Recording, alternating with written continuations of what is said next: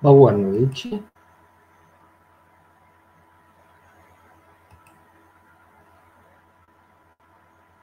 Preparando aqui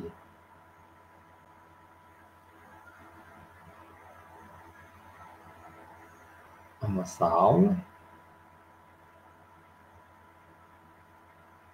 Só um minuto.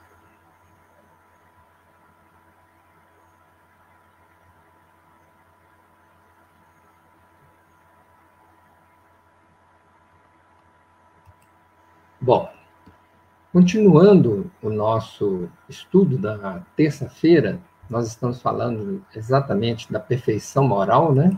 Nós estamos aqui tratando a capítulo 12, parte terceira, e nós paramos exatamente no que eles consideram que seja a chaga da sociedade, né? O ponto nevrálgico, onde toda a sociedade deveria trabalhar, que é exatamente o egoísmo, que está na 913 em diante. Hoje nós fechamos o capítulo 12 e fechamos também, se Deus quiser, a terceira parte. E aí nós vamos pular para a quarta parte do Livro dos Espíritos, que seria das penas, né, e gozos futuros. Então, dando continuidade, né, passando rapidamente, a 913 ele pergunta dos vícios qual que devemos considerar o pior, e eles afirmam, né, os espíritos afirmam que é o egoísmo. Na 914, ele pergunta que, sendo o egoísmo interesse pessoal, bem difícil vai ser extirpá-lo, né? E aí, algum dia nós vamos conseguir superar isso? E a resposta também depende de nós, né? À medida que nós nos esclarecermos sobre as coisas espirituais, menos valor nós vamos dar às coisas materiais. É necessário reformar as instituições humanas para que nós consigamos ver isso, né? Nós desenvolver isso em nós. Depende da educação, não uma educação moral, né? Vamos dizer assim. E interessante que não confundir, porque tem pessoas que não são desapegadas materialmente, elas são pessoas que não dão valor às bênçãos que recebem do pai, né? Então há uma diferença aí. Por quê? Quando alguma coisa acontece na sua vida para o bem, né? Vou interpretar aí para o bem. Quando você adquire bens materiais, você tem uma responsabilidade perante seus irmãos que não as possui, né? Então não é para gastar aquela coisa de qualquer jeito, né? Existe uma certa responsabilidade sua perante os planos da vida em relação àquilo. Lógico, você não vai ficar o tempo todo, nossa, eu tenho um prato de comida e o pessoal da África não consegue comer nada. Não é isso, né? Primeiro é você ser grato de ter um prato de comida todo dia. Então, tratar isso com uma certa responsabilidade, né? E lembrar que realmente existem outras pessoas que podem realmente não ter aquela bênção que você tem. O que eu falo o homem deve apurar o seu olhar para a humanidade no uso das coisas materiais que ele tem na vida dele, né? Então, por que eu tenho isso e o outro não tem? Né? Porque eu sou uma pessoa muito esforçada. Tudo bem, mas você conhece a vida do outro para saber se ele não é esforçado, também não tem? Então, é prestando atenção. Então, nós paramos exatamente aqui, então, voltando a 915. Sendo inerente à espécie humana, olha só, ele considera, né, o Kardec considera que o egoísmo é inerente à espécie humana. Sendo inerente à espécie humana, o egoísmo não será um obstáculo permanente ao reino do bem absoluto sobre a Terra? Ele está tentando, assim, olha, isso aqui é para derrubar aquelas pessoas que falam, eu nasci assim, eu sou assim mesmo, na Terra não tem jeito, ainda somos um planeta de provas e expiações. Nós ouvimos muito isso, né? Muito, mas muito mesmo. Mas não é o caso. Nós temos que prestar atenção que não é este o caso, né? Nós temos que ter a responsabilidade pelos nossos atos. E eles respondem, é certo que o egoísmo é o mal maior, mas ele se liga à inferioridade dos espíritos encarnados na Terra, e não à humanidade em si. Ou seja, nós não podemos falar que toda a humanidade é egoísta, né? Falar que um Chico é egoísta, falar que uma Teresa é egoísta, Mandulce, né? São pessoas que passaram aqui pelos bons espíritos, né? Luminares que passaram aqui pela Terra e desenvolveram mostraram a gente vários exemplos, né? Quando você assiste filmes reais, quando eu falo reais, assim, que retratam uma época, determinada coisa da época da guerra, principalmente da Segunda Guerra, que foi uma guerra muito desumana, né? Você nota pessoas que colocam a vida do outro em primeiro lugar em relação à sua vida, né? Nós temos aí casos que estão na internet de pessoas que, colocando em risco a vida dele e da família, salvaram várias pessoas durante a guerra, né? E era considerado um crime contra o Estado. Então, o crime contra o Estado era punido com a morte. Ele não levou isso em consideração. O certo é o certo, o errado é o errado. E ele continuou fazendo, né? E aí ele vai falando que as encarnações sucessivas, os espíritos perdem o egoísmo, como perdem também as outras impurezas morais, tá? Porque às vezes a gente confunde aqui impureza achando doenças. Doenças acabam sendo plasmadas por nós mesmos, através das nossas energias todas deturpadas, no nosso perispírito e refletindo no nosso corpo físico, né? Então nós vamos também fazendo essa depuração. E aí ele pergunta, será que não tem na Terra um homem desprovido de egoísmo e praticante da caridade? Ele fala, há mais do que se possa acreditar, mas são pouco conhecidos, porque a virtude não procura fazer-se notar. Você vê que quem assistiu o Pinga Fogo, né? O Pinga Fogo é um programa maravilhoso da gente assistir, né? Que foi gravado pela extinta TV Tupi, entrevistando o Chico. O Chico se colocava numa posição de humildade muito grande respondendo. Ele não conseguia se ver naquele momento como um astro, né, da televisão. Então você fala, ó, tá vendo? Porque são poucos conhecidos e porque a virtude não provoca fazer-se notar, né? Não procura fazer-se notar. Continuando aqui, na 916, ele vem e nos fala. Ele pergunta uma pergunta simples, mas a resposta é grande. O egoísmo, longe de diminuir, cresce com a civilização que parece excitá-lo e mantê-lo, né? Como a causa poderá destruir o efeito? Ou seja, a gente fica vendo sempre aquela frase, né? Pouca farinha, o meu pirão primeiro. Então, assim, eu adoro essa frase, que quem viveu no norte, né?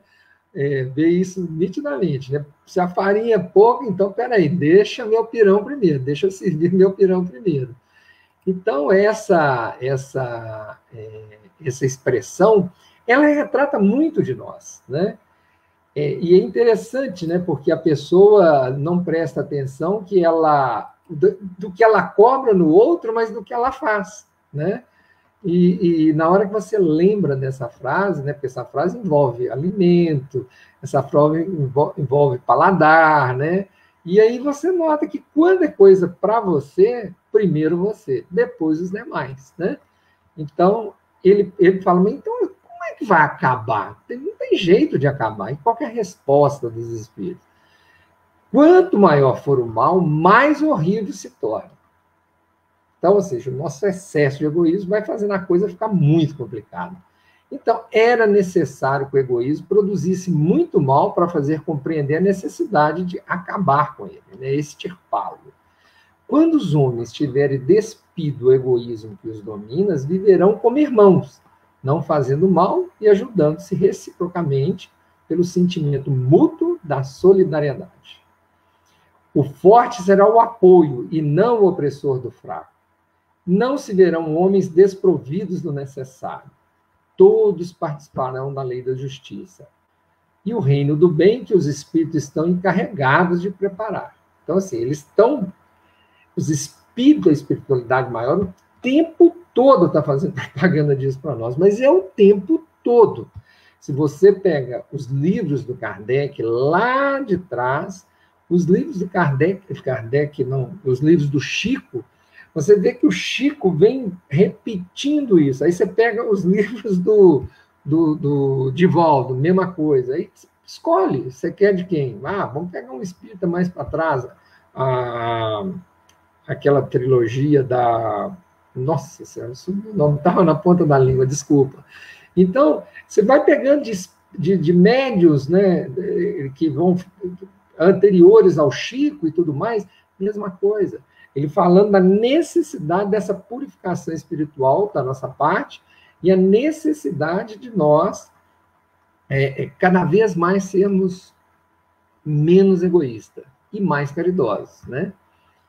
E não fala nada no sentido de pararmos de estudar, ficar mais, com mais cultura e tudo mais, desde que usemos tudo isso para o bem, né? Então, assim, é muito interessante isso. Então, ele vai para 917 e nos pergunta, tudo bem, mas qual que é o meio para a destruição do egoísmo? Aí ele fala, olha, deixa eu te contar um negócio. De toda, né, dá a impressão que ele até te chama assim, vem aqui, eu vou falar um negocinho no seu ouvido. Ó, de todas as imperfeições humanas, a mais difícil de se desenraizar é o egoísmo. Porque se liga à influência da matéria do qual o homem ainda é muito adjacente à sua origem. Não pode libertar-se, pois tudo concorre para entretecê-la. Suas leis, sua organização social, sua educação. O egoísmo se enfraquecerá com a predominância da vida moral sobre a vida material. Então, o tempo todo ele diz isso, que isso vai fazer acontecer. E que o Espiritismo é uma ferramenta que mostra isso para nós. Então, ele fala, o Espiritismo, bem compreendido, quando estiver identificado com os costumes e as crenças, transformará os hábitos, costumes, as relações sociais. O egoísmo está fundado sobre a importância da personalidade, o ego, nosso ego faz a gente ser egoísta. Então, ele mostra que o Espiritismo bem compreendido, e ele fala, frisa, né? Estou repetindo, bem compreendido, faz ver as coisas de tão alto que o sentimento da personalidade desaparece de alguma maneira diante da imensidão. Destruir essa importância que nós fazemos de nós mesmos, ao menos fazer com que a personalidade seja vista naquilo de fato é. Ele combate necessariamente o egoísmo. Ou seja, é a gente reconhecer que nós não estamos com essa bola toda, né? Nós não somos isso tudo que a gente acha que somos. E aí o egoísmo vai diminuindo, porque a gente começa cada vez mais atraindo as coisas para nós, e aí fica errado, né? E aí ele continua, olha, ao ver que os outros, né? Por que o egoísmo ele continua? Porque eu sou egoísta, o outro é egoísta, e aí a gente vai crescendo, fazendo isso crescer cada vez mais. E aí ele fala, ao ver que os outros pensam em si mesmo e não nele, e também é levado a ocupar-se mais de si do que dos outros. E aí ele começa que o princípio da caridade e da fraternidade seja a base das instituições sociais, das relações legais de povo para com o povo e de homem para com o homem. E este pensará menos em sua própria pessoa quando ver que os outros o fazem. Ou seja, se eu souber que existem, que eu falo, não precisa eu preocupar, porque sempre vai ter alguém preocupado comigo também, eu vou demonstrar um egoísmo menor, tá certo? Eu vou diminuindo o egoísmo, eu não preciso pensar em mim. É igual dentro de uma casa, né? Uma família sadia, né? Vamos usar esse termo, moralmente sadia e espiritualmente sadia, ela funciona assim.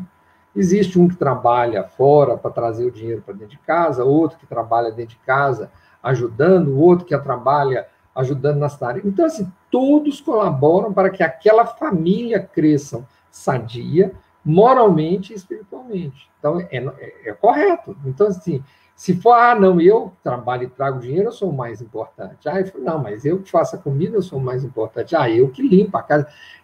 É o que nós fazemos dentro da sociedade. Então, vai dar errado. Aí ele fala, face do atual desdobramento do egoísmo, é preciso uma verdadeira virtude para dedicar da própria personalidade em proveito dos outros, que, em geral, não o reconhecem. Né? Mesmo que o cara faça essas caridades, ele não é reconhecido. É a esse, sobretudo, que possui essa virtude que o reino do céu está franqueado. E quem respondeu essa pergunta foi Fénelon, né, o espírito. Né? E Kardec, lá embaixo, ele faz um parágrafo maravilhoso que eu aconselho a todos lê-lo, né? Mas cá embaixo, Kardec, no final do texto, ele fala, ó, no egoísmo está a fonte de todos os vícios, como na caridade está a fonte de todas as virtudes. Destruir o egoísmo e desenvolver a caridade, tal qual deve ser a meta de todos os esforços do homem, se ele deseja assegurar sua felicidade nesse mundo, tanto quanto no futuro. Então, notem que não tem desculpa. Nós somos alertados o tempo todo. Não tem desculpa, né? É desse jeito que a coisa funciona. E aí a gente vai agora para um item que eu considero uma das passagens mais bonitas do Livro dos Espíritos, tá? Que é a pergunta 918, que vai falar logo em seguida a pergunta 919, que eu considero um marco para quem quer se melhorar moralmente. A 918, ele fala sobre as características do homem de bem, né? Kardec pergunta, na 918, por quais sinais pode-se conhecer no homem o progresso real que deva elevar o seu espírito na hierarquia espírita? Olha, quando todos os atos da sua vida corpórea compõem a prática da lei de Deus.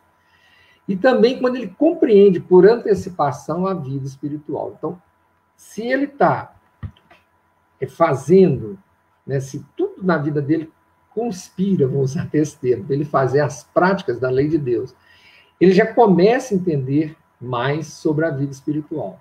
É até interessante quando você encontra esse tipo de pessoa e começa a conversar com ela.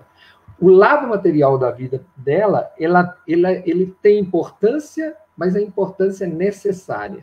Então, você olha para essa pessoa, ela se veste de forma né, espartana, mas você encontra, ela está vestida, está limpa, é uma pessoa que está sempre... ela não se cuida em excesso, ela cuida o suficiente, né? Então, você olha para ela e fala, tá lá, a pessoa, ela não tem, assim, ela não tenta mostrar nada além do necessário, do lado material da vida, do lado material da vida. É muito interessante. Mas quando você começa a conversar a respeito do lado espiritual, eles detêm um conhecimento, uma sabedoria que dá gosto ficar perto dessas pessoas. É muito bacana. E o Kardec faz um comentário muito interessante. Ele põe, olha, o verdadeiro homem de bem é aquele que pratica a lei de justiça, de amor e de caridade em sua maior pureza.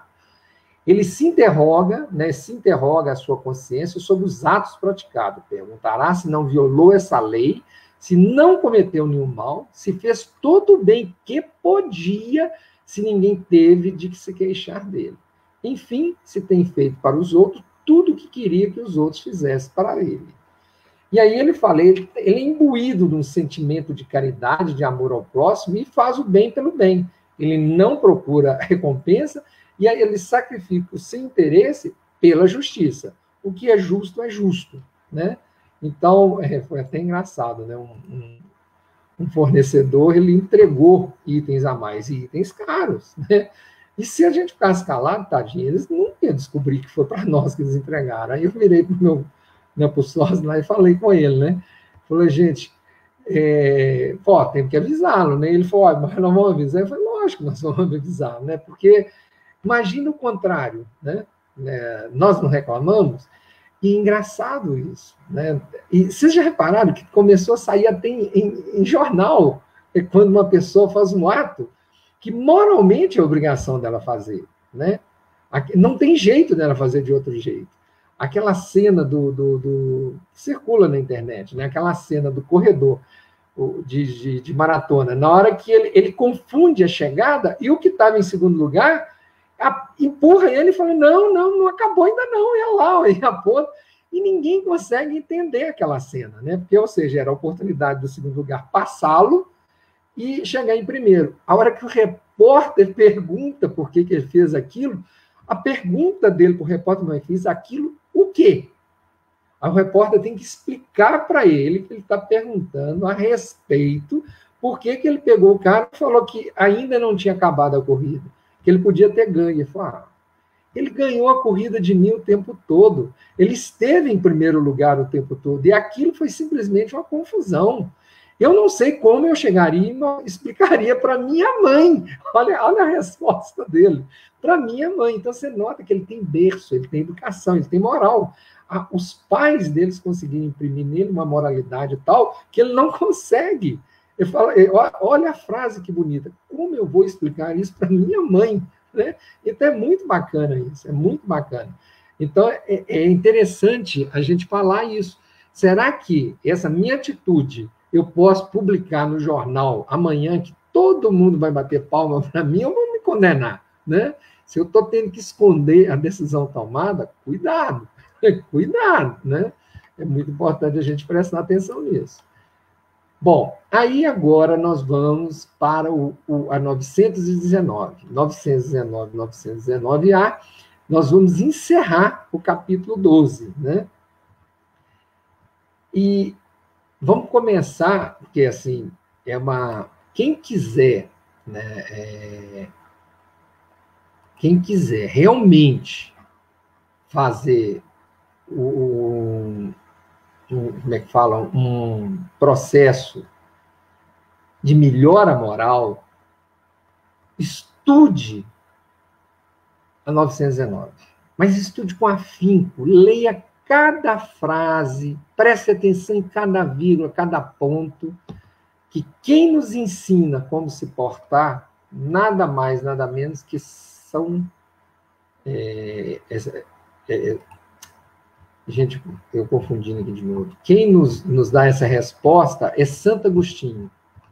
Eu já ia falar São Agostinho. Por isso que eu falei. Então, como é que é a pergunta 919? Ele falou, qual que é o meio prático mais eficaz para se melhorar nesta vida e resistir ao arrastamento do mal? Nota que ele está perguntando, olha, o que eu faço para resistir ao arrastamento do mal?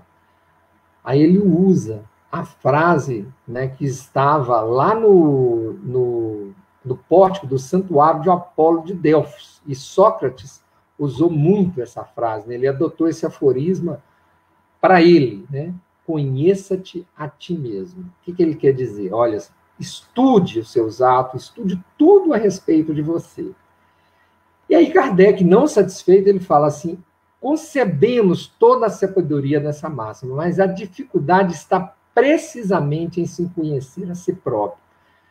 Qual o meio de alcançar isso? E quem vai nos responder é Santo Agostinho. E aí eu vou aproveitar, despedir de vocês e esperar vocês na terça-feira da semana que vem, onde nós vamos iniciar a terceira parte do Livro dos Espíritos. Então, eu gostaria de partilhar com vocês um vídeo de Carlos Vereza, numa voz belíssima, respondendo a essa pergunta. Mas qual que é o meio mais eficaz de eu conhecer a mim mesmo? Então, fiquem com Deus e ouçam o vídeo.